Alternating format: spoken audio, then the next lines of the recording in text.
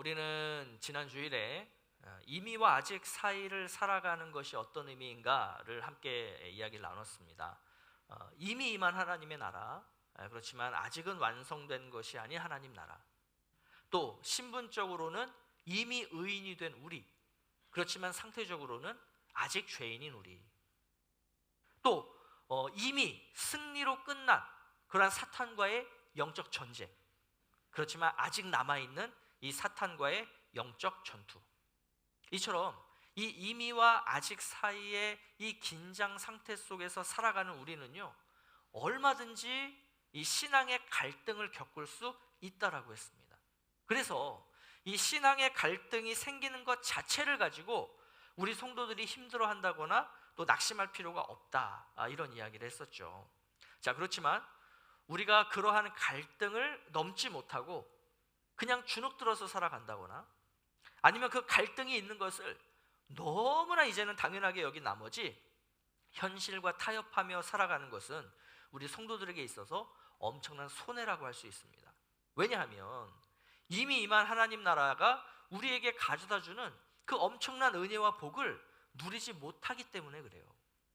자, 그렇다면 우리는 어떻게 그 이미 임한 하나님 나라를 이 땅 가운데에서 누리며 살아갈 수 있을까요? 이 이미 임한 하나님의 나라를 누리면서 살아가는 삶, 이거를 우리가 자주 사용하는 말로 이렇게 표현할 수 있습니다. 신앙생활이다. 신앙생활. 오늘 우리가 함께 읽은 이 데살로니가전서 2장 12절에서는 신앙생활을 매우 간략하게 줄여서 이렇게 표현해 주고 있어요. 하나님께 합당히 행하는 것이다. 하나님께 합당히 행하는 것이다. 이게 신앙생활이에요. 자, 물론 이 합당히라고 하는 이 말 안에 너무나 많은 내용들이 포함되어 있겠죠, 그죠? 자, 그런데 이 합당히에 어떤 내용들이 들어가느냐, 이제 이걸 우리가 오늘 좀 간략하게 살펴보려고 하는데요. 이걸 살펴보기에 앞서서 왜 우리가 하나님께 합당히 살아야 되는가, 왜 우리가 신앙생활을 해야 되는가, 이 부분을 우리가 한번 생각해 볼 필요가 있겠어요. 자, 데살로니가전서 2장 12절 말씀을 다시 한번 보면 이런 표현이 있어요. 너희를 부르사 자기 나라와 영광에 이르게 하시는, 이렇게 되어 있습니다. 다시 말해서 우리가 하나님께 합당히 행하면요, 하나님의 뜻에 합한 신앙생활을 하면요, 뭘 경험한다는 거예요? 하나님의 부르심, 즉 소명을 이룰 수 있는 삶을 살게 되고요, 또 그 이미 임한 하나님 나라와 하나님께서 함께 하시는 그 임마누엘, 즉 하나님의 영광을 우리가 만나게 된다, 즉 경험하게 된다, 이런 의미가 되는 거죠. 그러니까 이것을 위해서 우리가 해야 되는 게 뭐냐? 그게 바로 하나님께 합당한 삶, 다시 말해서 신앙생활을 해야 되는 거예요. 여러분, 그렇다면 하나님께 합한 신앙생활, 합하다, 자, 이 내용이 뭘까? 이걸 우리가 오늘 세 가지 정도만 살펴보도록 하겠습니다. 자, 첫 번째로요, 신앙생활은 하나님의 다스림에 순종하는 삶입니다. 하나님의 다스림에 순종하는 삶. 자, 하나님의 다스림에 순종하는 삶의 시작, 그러면서 이 기초 역할을 해주는 개념이 뭐냐면, 내 삶의 소유권과 결정권은 전부 다 주님께 있습니다라고 하는 이 하나님의 주재권을 인정하는 거예요. 여러분, 이게 너무나 중요해요. 아마 이 사실을 모르고 있는 분 없을 겁니다. 교회를 다니시는 분들, 우리 성도님들이라고 한다면 내 삶의 모든 것이 하나님께 있습니다, 내 모든 결정권도 주님께 있습니다라는 것을 늘 입으로 고백하기도 하고 찬양으로 고백하기도 하고, 그리고 실질적으로 그렇게 살려고 하기도 하죠. 굉장히 중요한 거예요. 자, 그래서 로마서 14장 8절에서 이렇게 말씀합니다. 우리 같이 한번 볼까요? 자, 시작. 우리가 살아도 주를 위하여 살고 죽어도 주를 위하여 죽나니, 그러므로 사나 죽으나 우리가 누구의 것이라고요? 주의 것이라고요. 여러분, 우리는 이 경제적인 어떤 활동을 통해서 물질을 얻게 되죠, 그죠? 여러분, 이렇게 얻게 된 물질 누구의 소유라는 겁니까? 내가 땀 흘렸고 내가 수고했고 심지어 나는 진짜 팔까지 부러져 가면서 내가 번 돈이니 그거는 내 소유입니까? 여러분, 이거는 세상의 법칙이에요. 성경은 사나 죽으나 우리가 주의 것이라고 합니다. 그러니까 좀 막말로 표현하면 이거예요. 우리는 마음대로 살지도 못해요. 우리는 마음대로 죽지도 못해요. 그런 존재예요. 우리의 생사 여탈권을 내가 갖고 있지 않아요. 주님께 있다는 거예요. 그러면서 성경은 이 개념을 어떤 걸로도 비유하시냐면 하나님은 주인이시고 우리는 종이다. 이렇게 이 개념으로도 설명을 하세요.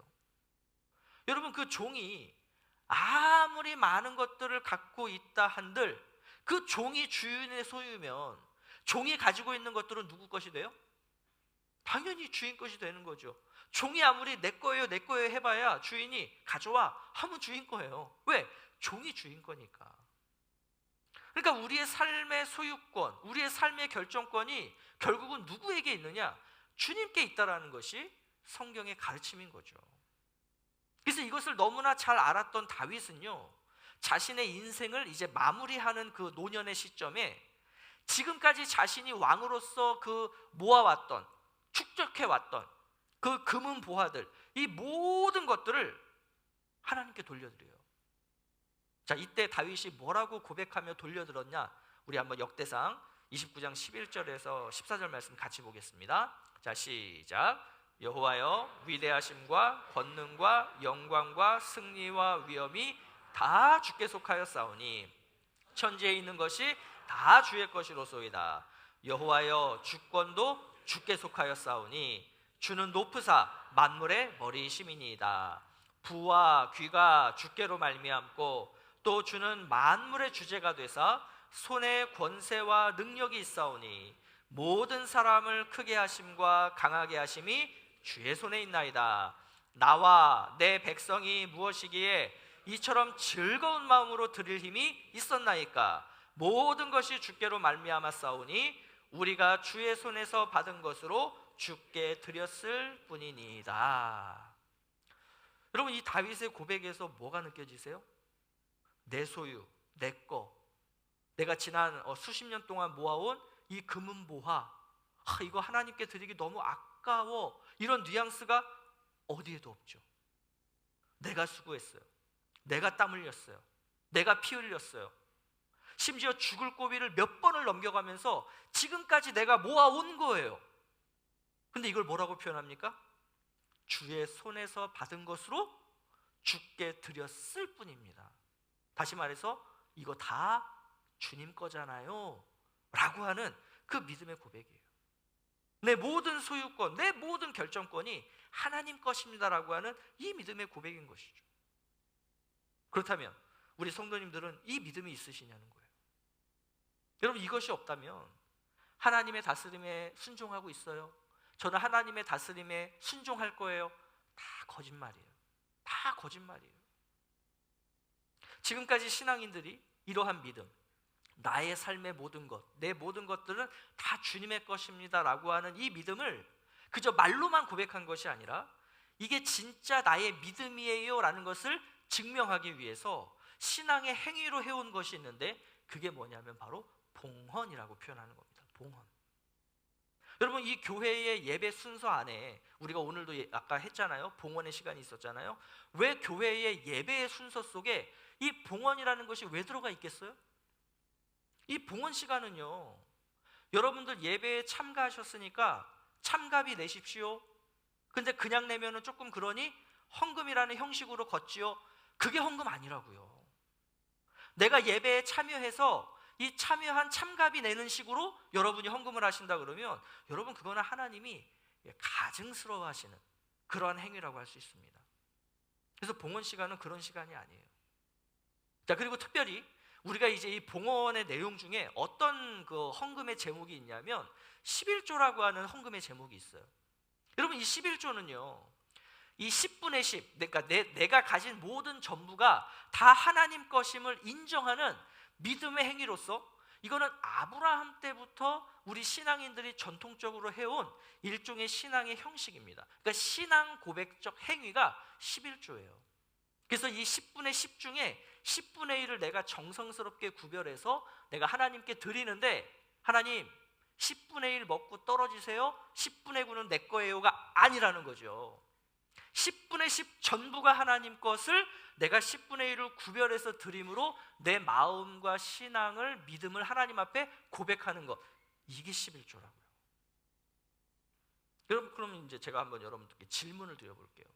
여러분은 뭐 11조를 포함을 해서 이제 헌금이라고 하는 그 신앙생활을 하실 때 어떤 마음, 어떤 태도로 하나님께 봉헌하고 계시냐는 거예요. 정말로 내 삶의 모든 것이 이게 정말 하나님의 것입니다를 그렇게 내가 인정함으로 드리고 있나요? 아니면 기계적으로, 야 오늘 25만 6천 원이니까 딱 25,600원에, 이런 식의 어떤 기계적인 헌금 생활을 하고 있지 않느냐는 거예요. 헌금 얼마 내가 했으니, 11조 내가 정확하게 구분해서 하나님 드렸으니 하나님 아시죠? 이거보다 더 많은 것으로 저한테 페이백 해주셔야 돼요? 돌려주셔야 돼요? 어떤 이런 마음들, 마치 그래서 내가 재테크 하듯이, 어디 보험 들듯이, 그래서 내가 하나님 나라에 이렇게 쌓아두면 이게 어디로 없어지지 않고 언젠가 나한테 하나님께서 더 많은 것으로 돌려주시겠지라고 하는 어떤 이런 태도. 여러분, 이거는 하나님께서 받으시는 믿음의 생활이 아니다라고 하는 거죠. 그래서 심지어 어떤 분들은 그냥 그 헌금 얼마 하는 게 아까운 거예요. 이거 내가 피땀 흘려서 모은 돈을 내가 왜 교회에다가 갖다가 보이지도 않는 하나님한테 그걸 내가 왜 헌금을 하냐? 라고 하는 어떤 그러한 마음들. 그러니까 여러분들이 어떤 생각, 어떤 마음, 어떤 태도를 가지고서 내가 이 예배 시간에 봉헌 활동, 즉 내 믿음의 어떤 고백들을 하고 있느냐, 이게 너무나 중요하다라고 하는 거죠. 여러분 한번 이런 생각 해보셨어요? 여러분이 헌금 안 하면 천국 못 가요? 여러분이 헌금 안 하시면 하나님이 주시려고 했던 은혜와 복 없어져요? 자, 제가 정확히 말씀드릴게요. 여러분 헌금 안 하셔도요 천국 가실 수 있어요. 헌금 안 하셔도요 하나님이 여러분에게 주시고자 하시는 은혜와 복 어디로 가지 않고 그대로 주어져요. 그러니 자꾸 그런 거 가지고 내가 헌금 한 해 만에 이런 생각 안 하셨으면 좋겠어요. 중요한 것은요, 내가 헌금을 하느냐 안 하느냐, 물론 이것도 중요하지만 사실은 더 중요한 게 있어요. 내가 어떻게 헌금 생활을 하느냐, 어떤 의도와 어떤 마음과 어떤 믿음의 고백으로 이 헌금 생활을 하느냐, 이게 더 중요하고요. 이거보다 더 중요한 게 있어요. 자, 그게 뭐냐면 여러분이 헌금 생활을 하시든 하시지 않든, 자, 안 했어요? 안 하고 남은 거 어떻게 쓰고 계시냐는 거예요. 자, 헌금 생활 했어요? 11조도 하고 뭐 감사, 건축 다 했어요? 하고 나서 남은 거 그거 어떻게 쓰고 계시냐는 거예요. 하나님은요, 여러분들이 얼마나 정확하게 10분의 1을 계산해 내느냐, 여기에 관심 하나도 없으세요. 하나님이 관심 있으신 건 네가 헌금했어? 오케이. 나머지 어떻게 쓰는지 나는 거기에 더 관심이 있어 라고 하시는 분이 우리 하나님이시라고요. 11조 생활 하신다면 잘하고 계시는 거예요. 근데 더 잘하시려면 내 모든 것이 하나님으로부터 왔다라고 하는 이 믿음의 고백과 함께 내가 하나님 앞에 헌금을 드리고 남아있는, 다시 말해서 내가 주관할 수 있는 내 수중에 있는 이 남은 것들을 내가 어떻게 사용하느냐, 여러분 여기에 더 관심 두시고 이걸 가지고 기도하시고 이걸 가지고 계획하시는 삶, 이게 바로 하나님의 주재권을 인정하는 삶이다라고 우리가 이야기를 하는 거예요. 그러니까 만약에 여러분이 이렇게 헌금 생활하지 않고 그냥 진짜 기계적으로 그냥 하니까 매 주마다 매 달마다, 그건 그냥 종교적 행위입니다. 나의 신앙생활이 아니라는 거예요. 종교 활동이에요. 이왕에 헌금 생활 하시면 제대로 하시면 좋잖아요. 그죠? 그리고 이왕에 내가 하나님의 다스림을 받겠다면 여러분 여기서부터 시작하셔야 됩니다. 자, 그러면 헌금 생활만 그럴까요? 우리가 일주일 중에 일요일이라고 하는 요일을 우리 기독교에서는 주일이라는 말로 표현을 하죠. 그럼 주일 어떤 의미입니까? 주일이 주된 날이에요? 주일이 무슨 날이에요? 주님의 날이라고 하는 거예요. 주님의 날, 이걸 줄여서 주일이라고 하는 겁니다. 그래서 이게 주님의 날이니까, 나의 날이 아니고 주님의 날이니까 그 하루를 내가 온전히 하나님 앞에 구별해서 드립니다 라고 하는 게 주일 성수라는 말이죠. 그죠? 그래서 우리 예전에 한국교회는 진짜 이 주일 성수를 목숨 걸고 지키지 않았습니까? 그래서 주일에 상거래도 하면 안 되고요, 외식도 하면 안 되고요, 또 교회에서 아침 일찍부터 저녁 예배 때까지 늘 교회에서 함께 지내면서 같이 밥 먹고 같이 교제하고 그러면서 진짜 그 주일을 온전히 하나님 앞에 드리려고 그렇게 부단히 노력했던 그러한 우리 한국 교회의 좋은 전통이 있죠. 자, 요즘은 일요일을 주일로 온전히 지키지 않는 그러한 성도들도 많죠. 그리고 또 일요일을 온전한 주일로 여러분들이 지키시고 계신다? 잘하고 계신 거예요. 우리 장로님들 같은 경우도 출장이 있으시면은 가셨다가 토요일이라도 늦게 오셨다가 예배 참석하시고 다시 또 월요일 가시기도 하고 이렇게 어떻게든 우리 본교회에서 이 주일을 지키기 위해서 그렇게 우리가 노력하는 각자의 어떤 신앙의 내용들이 있죠. 자, 그러면 여러분들 잘하고 계신 건데 자, 질문 한번 드려볼게요. 자, 7일 중에 월, 화, 수, 목, 금, 토, 일 중에 일요일만 주님의 날입니까? 월요일부터 토요일까지는 주님의 날 아니에요? 그거는 나의 날이고 세상의 날이에요? 여러분, 내가 물질만이 주님의 것이 아니라 나의 모든 것, 다시 말해서 내가 가지고 있는 시간까지도 주님의 소유라라고 생각을 하고 믿는다면 우리는 일주일 중에 하루인 일요일만이 아니라 월요일부터 주일까지 일주일 7일 내내 주인이신 하나님의 뜻대로 살아야 하는 거 아닐까요? 그렇다면 우리 성도님들은 이 월요일부터 토요일까지의 삶, 즉 7일 중에 6일을 구별해서 하나님께 드리고 계시냐는 거예요. 그러니까 우리가 지금까지 11조 잘하십시오, 주일 성수 잘하십시오라고 하는 이 말이 처음에는 그런 의도로 얘기한 게 아닌데 받는 사람들 입장에서는 11조만 잘하면 돼? 일요일만 잘하면 돼? 오케이. 그래서 11조 하는 거예요. 그래서 일요일 주일 성수하는 거예요. 10분의 9 중요하지 않아요. 내 거예요. 7분의 6 내가 살고 싶은 대로 사는 거예요.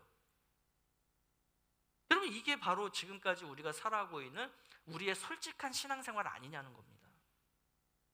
10분의 1만이 하나님께 아니에요. 여러분, 하나님이 바보예요?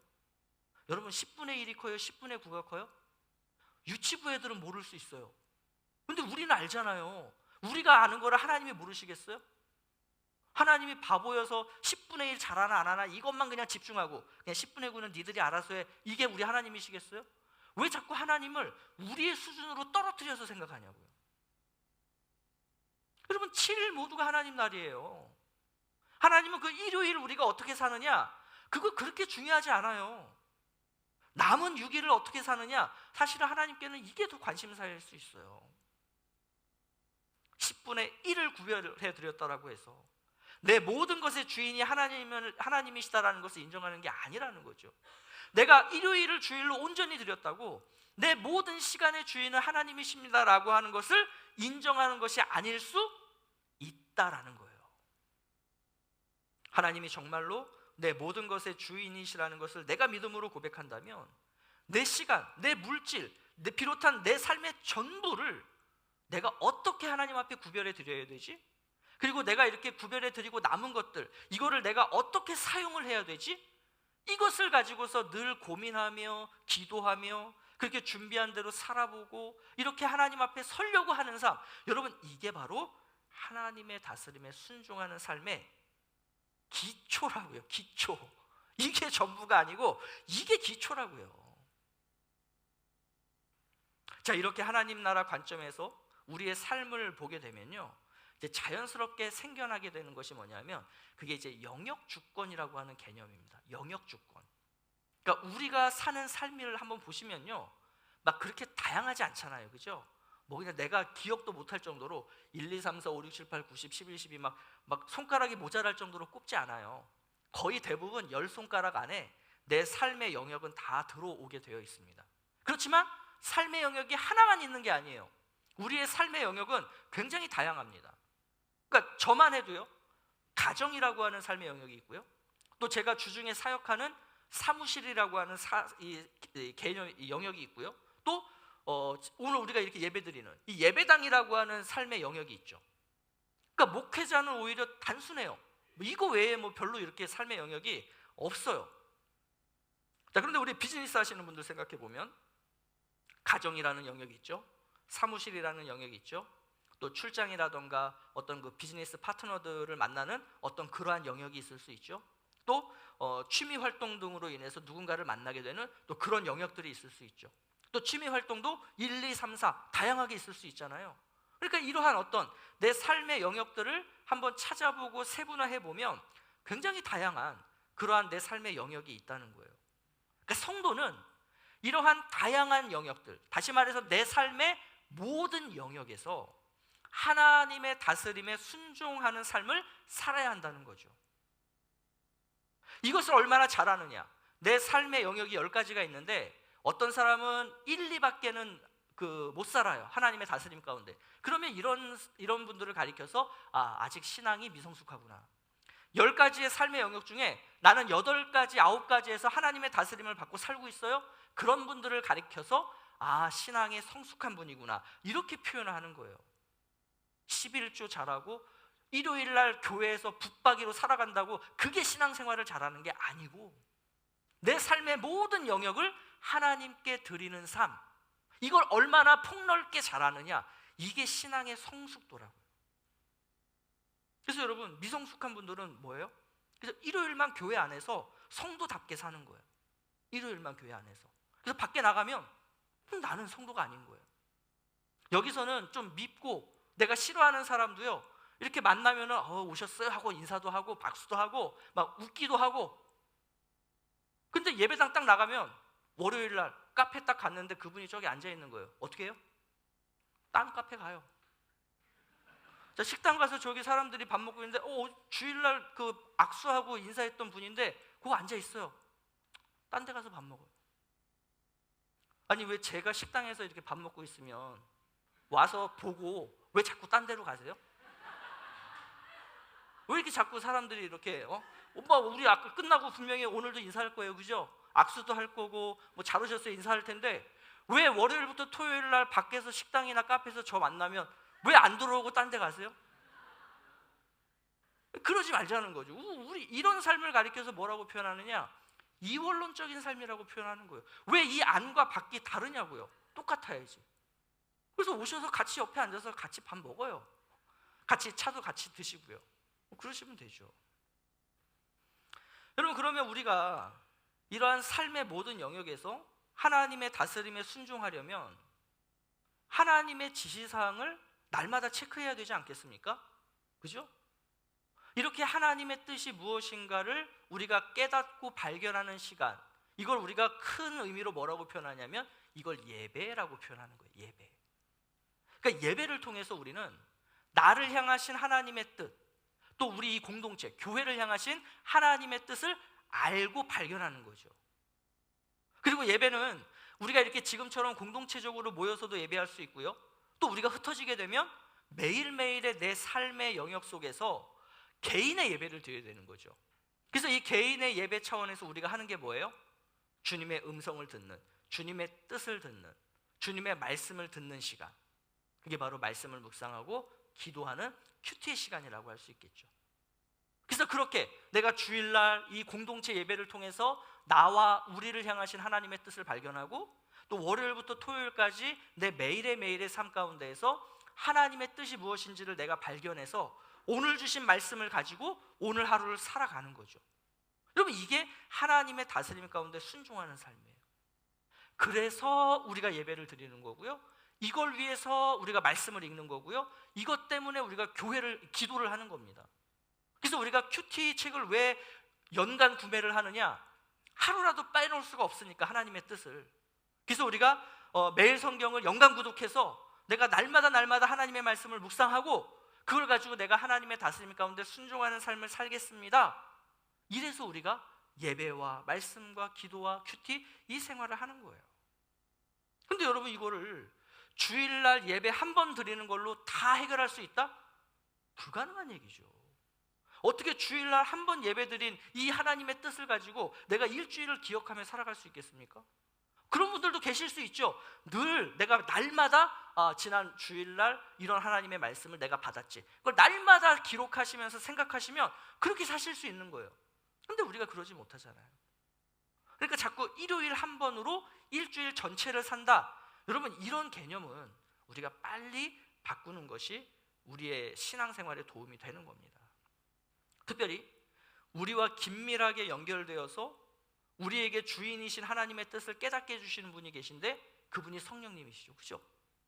그러니까 우리가 이 성령님과 끊임없이 오늘 하나님이 어떠한 기분이 어떠세요? 오늘 하나님의 기분이 맑음인가? 흐림인가? 이걸 누구한테 자꾸 체크해야 돼요? 내 안에 계신 성령님께 그 체크를 하는 거예요. 그래서 이렇게 체크하는 방법, 성령님과 나 사이에 끊임없이 그 의견을 주고받는 이런 시간, 이게 바로 기도죠. 여러분, 그래서 정리를 해보면요, 하나님의 다스림에 순종하는 삶은 주님의 주인 되심을 인정하는 삶이에요. 그리고 예배와 말씀을 통해서 주님과 날마다 교제하는 삶이고요, 또 이러한 기도라고 하는 우리의 신앙 행위를 통해서 성령의 인도함을 받는 삶, 이게 바로 하나님의 다스림에 순종하는 삶이죠. 그래서 내가 왜 예배 생활을 하는가? 나는 왜 헌금 생활을 하는가? 나는 왜 말씀 생활을 하는가? 나는 또 왜 기도를 하는가? 이런 거를 할 때마다 나는 어떤 사람인가? 어떻게 해야 되는가?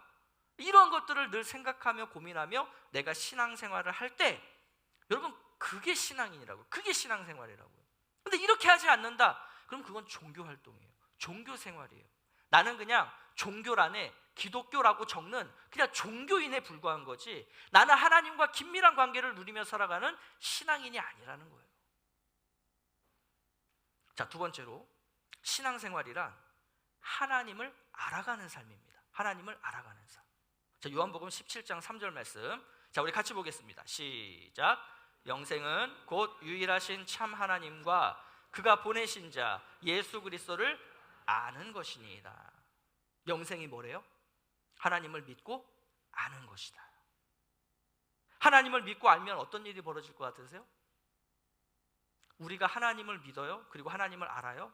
그러면 우리에게 벌어지는 일이 뭐냐면 하나님의 형상을 회복하게 됩니다. 그래서 성경은요, 하나님의 형상을 회복한 우리를 가리켜서 뭐라고 표현하시냐면 새로운 피조물이다, 이렇게 표현하고 있는 거예요. 우리는 새로운 피조물이에요. 다시 말해서 하나님을 우리가 알면요, 내가 어떤 존재가 되어야 하는가를 알게 된다는 거예요. 그래서 하나님을 알라는 거예요. 여러분, 이런 말씀 들어보셨죠? 신앙은 doing의 문제가 아니라 being의 문제다. 신앙은 doing의 문제가 아니라 being의 문제다. 다시 말해서 신앙생활은요, 내가 뭘 하느냐의 문제가 아니라는 거예요. 내가 어떤 사람이 되어야 하느냐, 이거의 문제라는 거죠. 앞서 나눴던 얘기들로 표현을 해보자면 헌금 생활을 하느냐 안 하느냐가 중요한 게 아니라 내가 헌금 생활을 안 하면 왜 안 하고 있는지, 또 헌금 생활을 하고 있으면 나는 어떤 사람으로서 그 헌금 생활을 하고 있는지, 이거를 알고 하셔야 된다는 거예요. 예배 마찬가지, 말씀 마찬가지, 기도 마찬가지. 그러니까 내가 뭔가를 doing, 하는 거를 통해서 나는 기독교인이다가 아니고요, 그 doing을 통해서 내가 어떤 사람이 being, 되어져 가느냐, 이거를 가지고서 우리가 신앙생활을 할 수 있어야 된다는 거예요. 그래서 내가 말씀을 보기 전과 본 후가 어떻게 되어야 됩니까? 바뀌어야죠. 변화되어야 되죠. 내가 기도를 하기 전과 후가 어떻게 되어야 돼요? 바뀌어야죠. being이 돼야죠. 그렇죠? 우리는 자꾸 신앙생활을 한다, 신앙생활 어떻게 하세요? 신앙생활 잘 하시네요. 자꾸 이렇게 한다라는 표현을 하다 보니까 내가 뭔가를 자꾸 해야 되는구나, 이런 어떤 강박관념이 있는 것 같아요. 하나님이 그러한 것을 기뻐하신다라고 우리가 어떻게 보면 오해하고 있는 거예요. 여러분, 신앙생활은 내가 새로운 피조물이 되었기 때문에 하는 겁니다. 또 이미 새로운 피조물이 된 내가 더 온전한 피조물이 되기 위해서 신앙생활을 하는 거예요. 새로운 피조물이 된 내가 어떤 삶을 살아야 되지? 내가 예배를 드릴 때 하나님 앞에 어떻게 드리는 게 새로운 피조물이지? 나는 이 헌금, 내게 주신 이 재물이라는 것을 볼 때 나는 어떤 사람으로서 이 재물을 보고 있지? 나도 세상 사람들처럼 똑같이 이 재물을 보고 있지 않나? 이런 고민들 말이죠. 그러면서 하나님이 나에게 원하시는 게 뭘까? 하나님은 뭘 좋아하시고 싫어하실까? 하나님은 어떠한 분이실까? 이런 것들을 내가 알고 그걸 가지고서 살아가는 삶, 그러면 이게 신앙생활이라는 거예요. 만약에 우리가 이것이 제대로 되지 않는다면 우리는 아까도 말씀드렸듯이 그냥 종교인으로서 살아가는 겁니다. 그러면서 나는 제대로 된 신앙이냐, 난 주일 성수 똑바로 하니까, 나는 참 훌륭한 신앙이냐, 나는 11조 철저하게 하니까. 아니라고요.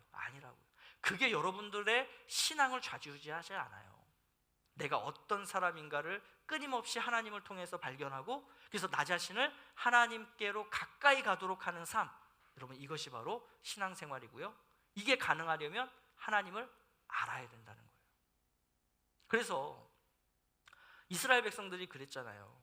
우리는 선민이다, 하나님의 택하신 백성이다, 우리는 늘 안전하다. 왜 그러느냐? 하나님의 성전이 이스라엘에 있기 때문이라는 거예요. 우리는 늘 하나님께 제사 드리는 민족이기 때문이라는 거예요. 근데 다 무너졌어요. 다 부서졌어요. 돌 위에 돌 하나도 남지 않고 다 깨져버렸어요. 이 모든 일상의 삶이 무너졌던 그 이스라엘을 바라보면서 이 호세아 선지자가 회복을 꿈꿔요.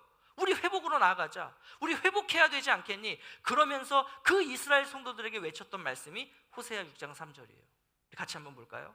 자, 다 함께 시작. 그러므로 우리가 여호와를 알자, 힘써 여호와를 알자. 그의 나타나심은 새벽빛같이 어김없나니 비와 같이 땅을 적시는 늦은 비와 같이 우리에게 임하시리라 하시니라. 여러분, 회복은요 하나님의 다스림에 순종할 때 이루어지는 거예요. 내가 하나님의 다스림에 순종하지 않는데 회복을 바란다? 절대 불가능한 얘기예요. 그래서 우리가 이 회복을 진짜로 사모하신다면 하나님을 먼저 아셔야 됩니다. 지금까지 우리가 하나님을 바로 알지 못해서 내 일상이 무너진 그러한 삶을 사셨다면, 그래서 이 세상 가운데에서 내가 빛과 소금의 역할을 감당하지 못했다면, 이제부터 하나님을 힘써 알아가시는 우리 성도님들 되시기를 간절히 원합니다. 자, 세 번째로 신앙생활이라는 것은 아까도 표현했어요. 이론론적인 삶을 사는 거예요. 이론론적인 삶. 자, 예배당 안에 있을 때만 하나님의 다스림을 받고, 월요일부터 토요일까지 예배당 밖에서 생활할 때는 하나님의 다스림을 받지 않는 삶을 이원론적인 삶이라고 표현을 하죠. 근데 이 이원론적인 삶은요 이렇게도 나타나요. 여러분, 그 목사, 전도사, 선교사는 하나님의 말씀을 가지고 하나님의 일을 하니 저 직업은 성스러운 직업이고, 그 외의 비즈니스들, 다시 말해서 세상의 가치인 돈을 버는 일은, 그래서 그런 일들은 속된 직업이다. 여러분, 이거는 틀린 말이에요. 거룩함과 속됨의 구분은 무엇을 하느냐로 구분되지 않는다고요. 어떤 태도와 자세를 가지고 살아가느냐, 다시 말해서 비잉이 뭐냐, 여기를 가지고 하나님은 그걸 성스럽다, 속되다라고 구분을 하신다라고 하는 거예요. 여러분, 목사, 전도사, 선교사가 하는 일들도요 얼마든지 속된 일이 될 수 있어요. 그리고 이런 사례를 우리가 매스컴을 통해서도 종종 보게 되잖아요. 또 여러분들이 아무리 돈을, 그 세속적인 돈을 만지고 굴리는 비즈니스의 일들이라 하더라도요 얼마든지 그것이 거룩한 일이 될 수 있다는 거예요. 그래서 사도 바울이 이렇게 가르쳤죠. 고린도전서 10장 31절 말씀입니다. 자, 시작. 그런즉 너희가 먹든지 마시든지 무엇을 하든지 다 하나님의 영광을 위하여 하라. 그러니까 목사도, 직장인도, 선생님도, 의사도, 비즈니스맨도, 정치인도, 음악가도, 가정주부도, 내가 어떤 영역에서 어떤 일을 하고 있든지 간에 하나님의 영광을 위해서 일한다면 그 일은 무슨 일이라고요? 거룩한 하나님의 일이라는 거예요. 그러니까 이러한 이론론적인 삶을 살기 위해서 우리가 기본적으로 알아야 되는, 가져야 되는 그 태도가 있어요. 그걸 사도 바울은 로마서에서 이렇게 이야기합니다. 함께 볼까요? 자, 시작. 너희는 이 세대를 본받지 말고 오직 마음을 새롭게 함으로 변화를 받아 하나님의 선하시고 기뻐하시고 온전하신 뜻이 무엇인지 분별하도록 하라. 자, 새롭게 함으로 변화를 받아, 비잉의 문제라고요. 자, 그러면서 하나님의 선하시고 기뻐하시고 온전하신 뜻이 무엇인지 분별하는 거, 하나님을 아는 거죠. 그렇죠? 그래서 사도 바울은요 이 12장 2절 말씀을 하기 전인 1절에서 이걸 가리켜서 뭐라고 표현하냐면, 이게 바로 성도인 우리가 드려야 될 영적 예배다, 다른 말로 신앙생활이다, 이렇게 표현하고 있는 거예요. 즉 우리가 사는 모든 영역, 내가 어느 곳에 있든지 간에, 어떤 시간에 있든지 간에 하나님의 선하시고 기뻐하시고 온전하신 뜻에 따라서 이론론적인 삶을 산다면, 변하지 않는 삶을 산다면 세상은 우리를 통해서 하나님을 보게 되고 이미 임한 하나님의 나라를 경험하도록 우리가 영향력을 미치게 된다라는 것이 성경의 말씀인 거예요. 여러분, 그래서 이 로마서 12장 2절은요 이런 말로 표현할 수도 있습니다. 코람데오, 들어보셨어요? 코람데오. 이 코람데오라는 말은 라틴어예요. 라틴어 말이에요. 근데 이 말의 의미가 뭐냐면 내가 어느 곳에 있든지 간에 나는 하나님의 존전에 있습니다. 하나님 앞에 서 있습니다 라고 하는 이 생각을 가지고서 교회 안에 있던 교회 밖에 있던, 내가 가정에 있던 사무실에 있던 어디 뭐 취미 활동하는 곳에 있던, 나는 늘 누구 앞에 서 있는 거예요? 사람들 앞에 아니에요. 이 자리는 목사님하고 있으니까 거룩해야 되고, 이 자리는 이사장하고 함께 있으니까 그냥 술 마셔도 되고, 이게 아니라 내가 어느 곳에 있든지 간에 난 늘 누구와 있어요? 하나님과 있는 거예요. 김주홍 목사랑 있을 때도 하나님과 있는 거고, 이사장님이랑 있을 때도 하나님과 있는 거고, 누구 엄마하고 있을 때도 나는 하나님과 있는 거예요. 그러니 어느 곳에 있든지 간에 내 삶이 바뀔 이유가 있습니까? 없습니까? 없는 거죠. 왜? 나는 늘 하나님 앞에 있기 때문에. 말씀을 정리를 해볼게요.